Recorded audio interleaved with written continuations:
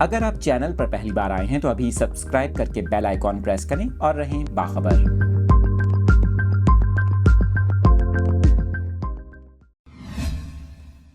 کراچی کے موسم کے حوالے سے اپنے ناظرین کو اپڈیٹ کر رہے ہیں۔ کراچی میں آج صبح موسم ہلکا سرد رہا۔ محکمہ موسمیات کا یہ کہنا ہے کراچی کا آج کم سے کم درجہ حرارت 14 ڈگری سینٹی گریڈ ریکارڈ کیا گیا، جبکہ زیادہ سے زیادہ درجہ حرارت 30 سے 32 ڈگری رہا۔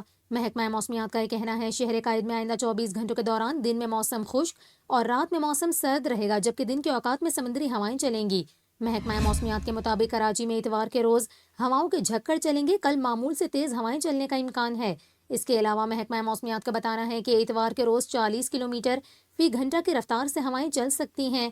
دوسری جانب آپ کو بتائیں غیر سرکاری ماہرین موسمیات کا یہ بتانا ہے کراچی میں مغربی سلسلے کے اثرات کے تحت اتوار اور پیر کو تیز سمندری ہواؤں کے جھکڑ چلنے کا امکان ہے، جبکہ اتوار کی دیر رات سے پیر کی صبح کے درمیان شہر میں بوندا باندی کا بھی امکان ہے۔